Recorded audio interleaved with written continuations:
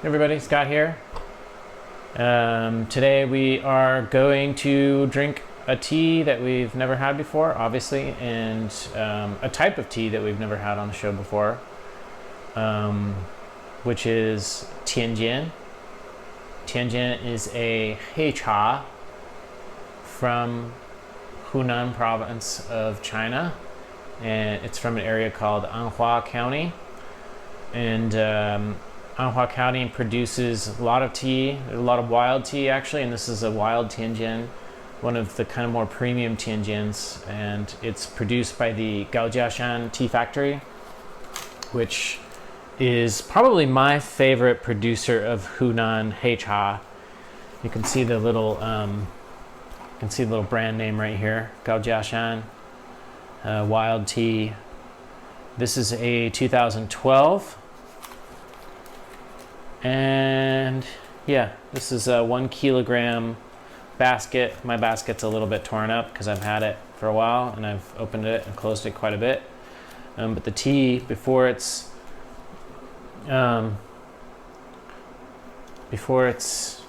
completely finished and even it's still a little bit wet, they'll pack it into these baskets. So it can be a little bit clumpy in there. This one's not so clumpy anymore because I've moved it around a lot. I would not say it's compressed, but it's not always entirely loose leaf either. So actually there's some English on here. We can try the English and see what they...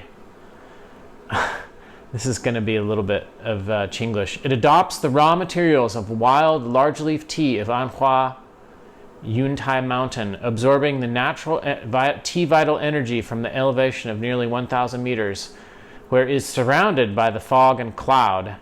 It is made through traditional fire baking technology procedure. The tea leaves just made have a more profound and pure taste, and they have a unique pine smoky fragrance, more stable quality. Period. Oh no. Comma. Black bloom appearance, even in clean leaf strips. Fresh and lovely internal flavor. And the pure and mild, slightly sweet taste. The tea water takes on the transparent orange and red color. The tea dregs are black bloom with a tenacity. We should really get Stephen Colbert to read this. I'd love to see his comments on Tea for Tuesday if he read this description. The package of finished products in the bamboo woven baskets, in combination with the manufacturing technology, is plain and natural. And that's true, actually. It's a very simple, nice packaging. The tea is, from my understanding, it's a wild tea. In fact, they actually have the wild tea symbol here, which I think is a Hunan province kind of a type of certification that they have. But anyways, let's get started on it. This is definitely one of my favorite Tian Jians, if not probably of my 2 top Tian Jians. And we're going to drink it with silver, in the silver teapot today, because I think this is definitely, one of those teas that benefits from having a good temperature. I'm not going to do this very gracefully. I'm going to make a mess because I don't have a good way to get it in there. I'll take just a little bit at a time. But as you can see, it's kind of a black, it almost looks like a Wu Yi Yan Cha or a wild purple black tea. The tea is entirely kind of a dark green, gray, black color. I'm actually going to put a little bit back so we're not... and this is a tea that is meant to be aged. It doesn't absolutely have to be aged, but with aging it takes on kind of a more, the roughness of the tea, and it can have a little bit of, kind of a little bit of a fermented taste like a ripe pour, but it's very, compared to ripe pour, it's, I would say not very similar. Not like Liu Bao. Another hei cha is similar to ripe tea. This is more, I'd say more similar to a black tea or an oolong, if you have to compare it to something. Of course, the best thing to do is not really compare it to anything because it's its own, definitely it's its own thing. unique tea, unique varietal.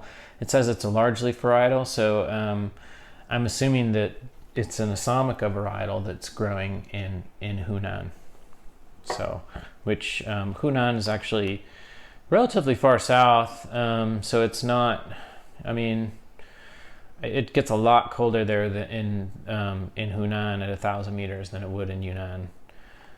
But I'm pretty sure they are indeed Assamica. The pictures that I've seen would say that it is indeed Assamica. That's good that this tea is the material that's used in this tea. So maybe a little wash here. This, for some reason, this teapot is just blisteringly hot. Just a little rinse here.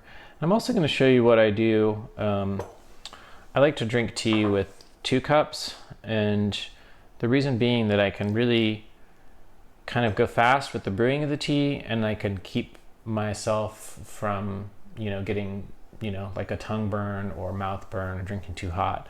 As you know, there's some health risks associated with drinking like really, really hot beverages or tea or whatever. So, but anyways, yeah, this is just the wash. I'm just gonna, I'm gonna give it a little sip because I love this tea. And so the idea behind this brewing method here is to have, 1 cup always, that's cooling. So then on the next one I could do this, and then I'll pour it into this one, and then I have this one and drink this one. So this could be a good way. And I do this a lot. Also with, I like these single gaiwans too. These are the 60 milliliter gaiwans, which fill up basically exactly one of these cups.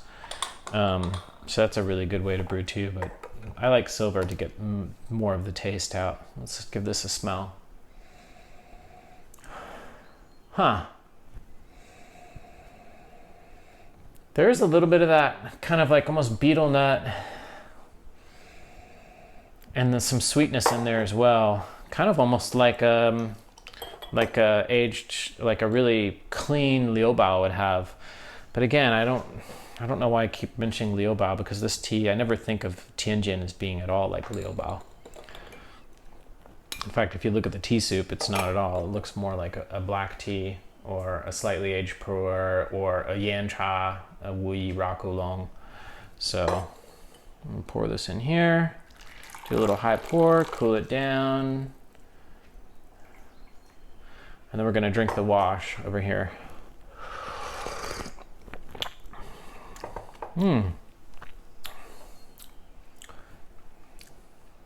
Sweet, fruity, a little bit of mineraliness, a little bit of kind of like that fermented, like you'd get a little bit of that wet pile taste like you get in a ripe pour, but I hate to compare it because it's not really the same thing, although I'd call it a little bit of a fermentation taste. All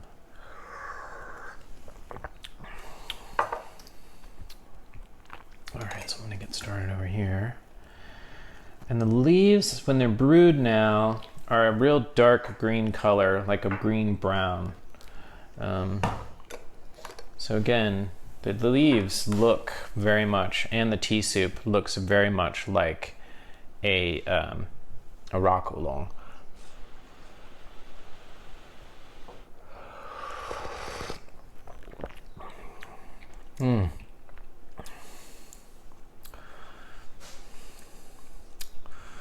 How to describe it? There's a little bit of chocolate note.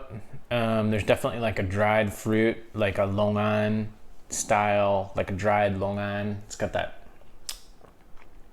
real kind of like pungent fruitiness, very sweet, very viscous.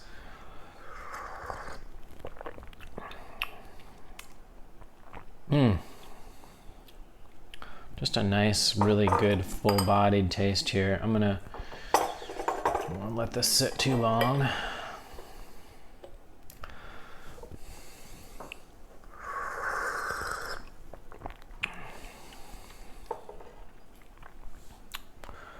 What is that taste?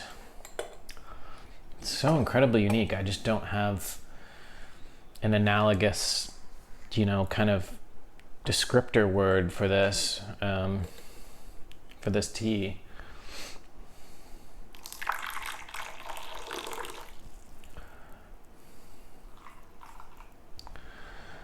Let's keep going here.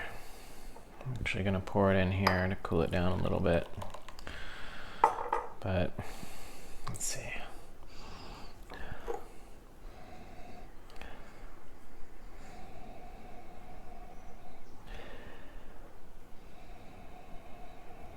Kind of reminds me a little bit of in Yunnan they have a style of ripe pour that's called the ban fa xiao, or half wet piled or half fermented ripe, and sometimes it's even less than half. So it's, instead of doing the full 45 days, it's done. And this kind of has a little bit of that element. It's really like kind of directly, and it's really changed since I first drank it. When I first drank this tea, it was quite strong, and it had a little bit of almost like a fishy taste to it, a little bit of a young, ripe, pour-y kind of wet pile taste to it. But now it doesn't have that. It just has a lot of sweetness, but it has a little bit of that, like I've tasted some well-aged, half-ripe ban fa xiao ripe pours. It has a little bit of that element too. It's definitely skirting the line between, you know, an unfinished green tea, like a green oolong, or you know, something that's very green, and something that's more fermented. This is the best steep so far. Thick. There's a nice spiciness coming in. That dried fruit kind of longan is still there. There's a little bit of a bite, almost like a chocolatey, dark chocolatey bite to it, but it's very, to use the word bitter to describe this tea would not really be accurate, but I can taste that there's an element of that there. There's also mineral taste as well, which comes with teas like a rock oolong. And although they're saying that this tea has been roasted, I think, I know since I've gotten it, it hasn't been re-roasted at all, so it really doesn't have any kind of roasted taste at all, or smokiness. There is a little bit of a caramelized kind of aspect to it. Oh crap, I forgot to add water in here. Anyways, you might notice I'm wearing a Wishbone Ash shirt, one of my favorite rock bands of all time. Andy Powell, still going strong. They're going to have their 50th anniversary coming up, I think next year. And yeah, just check them out. If you haven't listened, if you're into rock or classic rock, they were one of the first bands that had the dual lead guitars. And they're just a badass band. And even going into their 50th year, they still rock. Definitely check them out. Anyways, that's my little interlude. But Wishbone Ash, check out Argus, check out Pilgrimage, check out Live Dates 2. Check out their new album, Blue Horizon 2014, if you are interested in kind of what they're doing now as well. They're just really good, really thoughtful music. Not thoughtful or pensive, you know, like jazz, like some jazz or something, or progressive rock. They're very much a rock band, but you can just tell that they really thought things out really well. See, I shouldn't be talking right now. But anyways, let's get on with this. I left the lid off so we can expect that I lost a little bit of heat there, although this water is pretty hot. Those that have hung out with me and I've brewed Gong Fu all know that I should let somebody else do the Gong Fu if I'm going to be talking, or if I'm talking, I should let somebody else do the Gong Fuing, because I can't seem to do both. Anyways, nice kind of an orange red tea soup here. So again, Tian Jian is something I think really special. It's something that skirts kind of multiple realms. It's its own thing. But especially because a lot of us drink so many of these, you know, rock oolongs and raipur and black teas and things like that, that inevitably we tend to want to describe the flavors of Tian Jian and some of these other kind of different teas in relation to those, and I think that's useful up to a point, but up to a point it's not useful, and ultimately I think, you know, you really just have to drink the tea, and I would highly recommend this tea. We do also sell, which is actually one of the first Tian Jians that I think we ever sold, a Baishashi 2010, a 50-gram little black box that has a little paper envelope inside that the tea's in, and I used to call that the Lefroy of tea, because it has this really peaty, smoky taste to it. And maybe I'll have that one on the show, because actually I haven't had that in a couple of years, and you know, just storing it as such, it will lose that over time, because these aren't tightly compressed teas. I think it would be really interesting to, of course that's more the domain of Fu Cha or Fujuan Cha, to be pressed and to be aged longer. Although Fujuan definitely can be aged long term, it's definitely going to lose, if it has smokiness or it has like pine scent, it's going to lose a little bit of that over time. It's still in there, it just is much more subtle, especially in this kind of storage. But we'll do some videos on Fujuan as well, and Heizhuan. I have a Heizhuan from 2007 that I'm just absolutely in love with. It's the Xiangyi 2007 Heizhuan, and it's simply just the most pleasurable tea to drink. That, I mean, there's equals to it in terms of just drinking pleasure, but there's very few, I think, if any, that exceed it in terms of it's just general pleasurableness. And is that a word? However, this tea is very pleasurable, very viscous, it's got a nice chachi, you know, you feel this nice warming. It's not one of these teas that comes up here. It's very much like a, you know, in the chest and belly kind of warmness. And it's very pleasant. It's very calming and very enjoyable. It's very, you know, it's not drying at all in the mouth. And that's one of the reasons I love it. It's just, it feels like it's supporting and fortifying you as you drink it.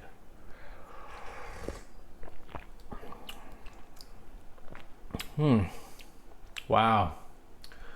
This steep, it's showing new sides again. This is, you know, a lot more fruitiness, a lot more sweetness. There's a real kind of there was almost like a tanginess to it.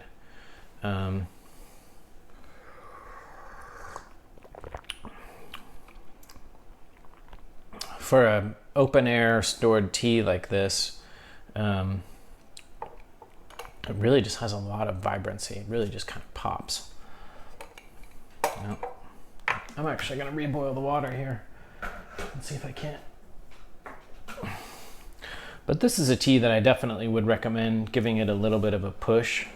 It definitely is one of those teas, I think, that benefits from a higher temperature brewing, and silver would be good for that. Of course, you know, you can use a gaiwan or a teapot. I do have a teapot that's dedicated just for heicha, but I'm obviously on a big silver kick, because I just like, you know, that heat, and it really just, you know, really just wrings out all the stuff in the tea, so that you can enjoy everything that's in the tea. And in a good tea, you know, that's not an issue to have all of the stuff come out. You know, you don't want it to all come out at once, but that's why we have, you know, Gongfu Cha, you know, way of brewing tea, so that we can kind of probably overboiled a little bit there, but I'm not doing a tea ceremony, just brewing tea. But I do like to wait until the boil's done. I don't think we're going to burn this tea, especially at this point. It's been brewed quite a bit. Yeah, it's definitely got a nice greenness to it. Again, it really, the leaf and the soup and things like that really remind me of a rock oolong. And there are some similarities in terms of the taste as well. It's got a mineral character. It's got a nice kind of poppy kind of expansiveness that like a really good Yan Cha has, or a black tea, or even a pu'er, a ripe pu'er, or an aged raw pu'er. It's interesting because I actually had a Yiwu tea recently. Actually, and it's being offered on the site now. It's called the Jin Tai Hao 2007 Jin Tai Hao Yiwu. And that tea, when I first drank it, had a very interesting, almost Fujuan kind of character to it. The sweetness and the viscosity and all that, and it's an Yiwu, more of a wet stored, not wet stored, but wetter stored, non-kunming stored Yiwu.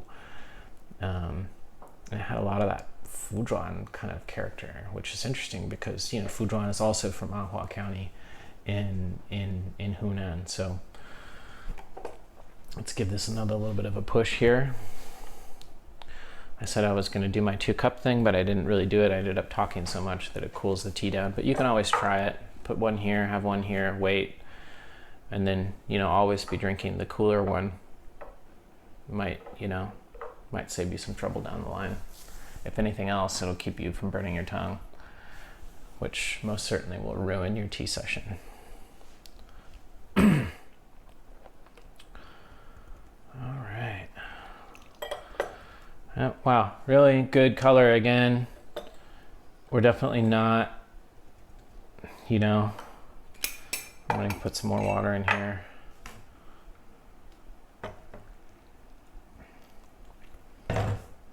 Nice, still good color.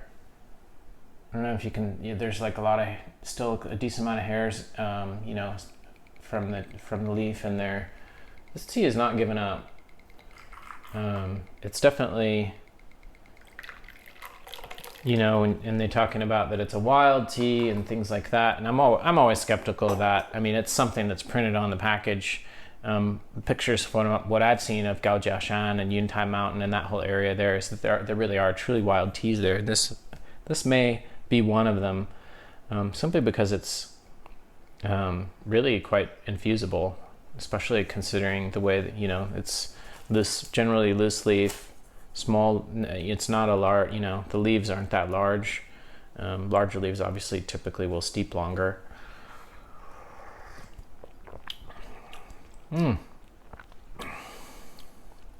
Now we've just really moved into kind of like a mineral, fruity sweetness. Nice, good body, viscosity is all there still. This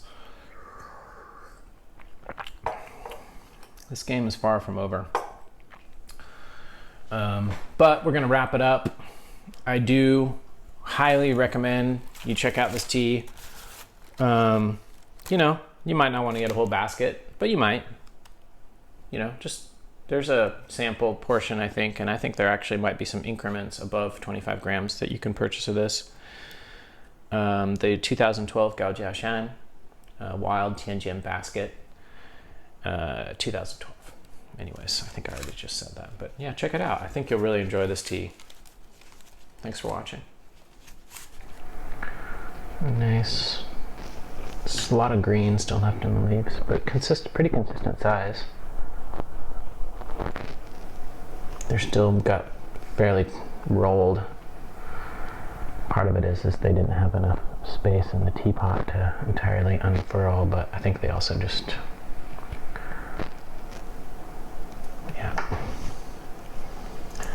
could have brewed this tea several more times.